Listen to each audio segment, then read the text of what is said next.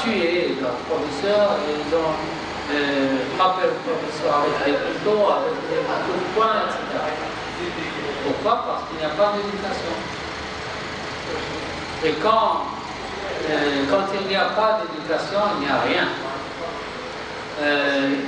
La science qu'ils ont acquis ne leur sert à rien. Ils ne seront pas de bons citoyens dans l'avenir.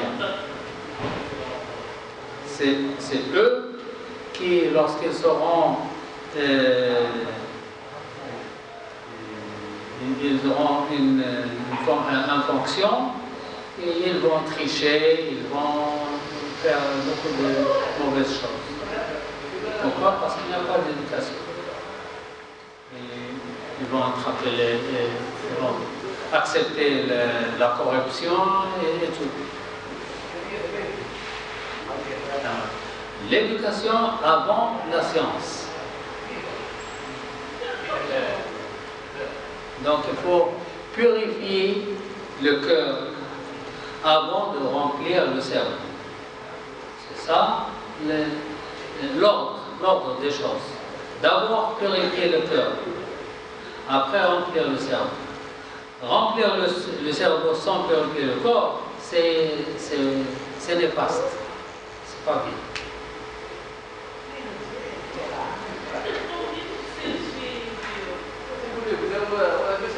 Nous avons appris que le cœur est l'organe principal dans le corps. Du fait qu'il est le récipient de la croyance et de l'impiété. C'est lui qui permet à la personne d'accéder soit au paradis, soit à l'enfer. Alors, il incombe aux musulmans de se tourner vers Allah et de l'invoquer à ce qu'il fixe son cœur sur la croyance.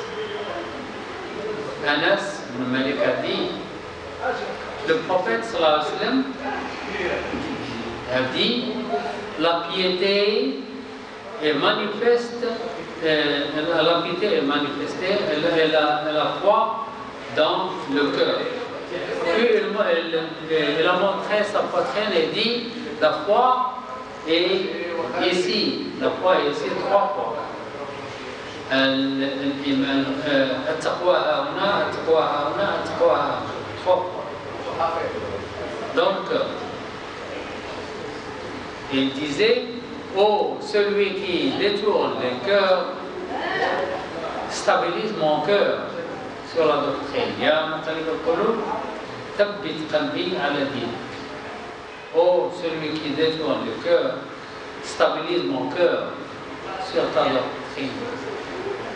Ya muqallib al-qulub, thabbit qalbi ala din. Qui demande à Allah, lui qui est prophète, il est messager, il demande à Allah de le stabiliser sur la croyance, sur la foi.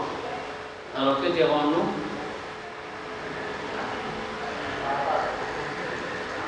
Le croyant doit éviter les entrants du démon. Le démon, Shaitan, cherche à pénétrer. Il cherche le point faible où il peut pénétrer chez l'homme. Le démon infiltre la personne de son côté le plus vulnérable. Parmi les issues par lesquelles le démon peut posséder le cœur de certains, il entre par la colère. Regardez, quand on est en colère, on devient chaud. Cette chaleur vient de Shaitan. Shaitan fait du feu. Alors, le Shaitan peut pénétrer par la colère ou par le désir, l'envie de voir quelque chose, par la jalousie.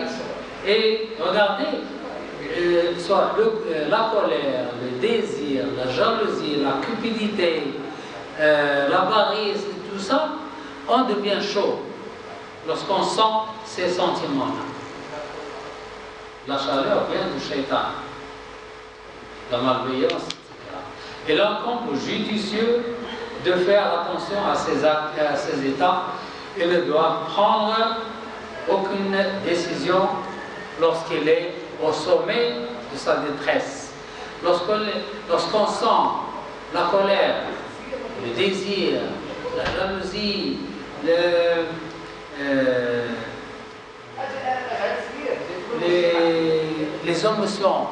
les émotions fortes, il ne faut pas prendre de décision.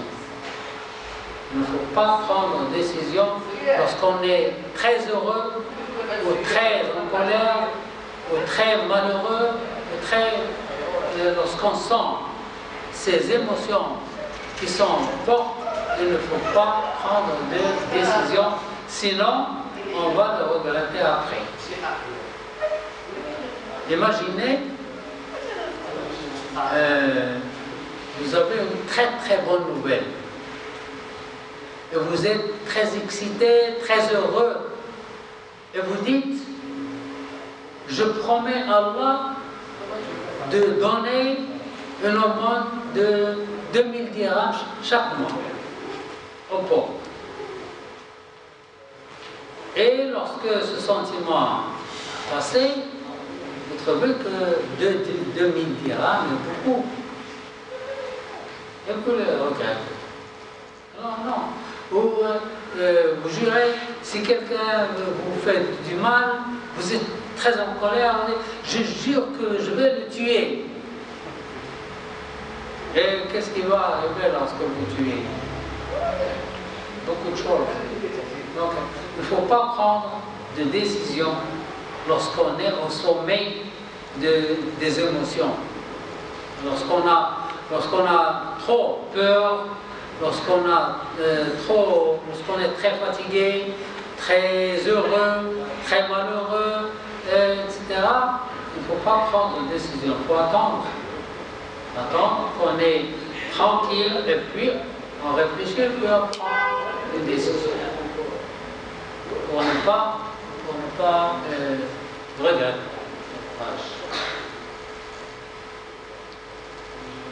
Que pensez-vous? Bien sûr, on est tous d'accord sur le cœur et le roi du corps, c'est le prophète sallallahu qui l'a dit. Il y a une masse de chair et elle est petite, mais c'est elle qui décide le sort de la personne. C'est le cœur est pur. Si le cœur est pur, la personne a le droit de pénétrer au paradis. Si le cœur est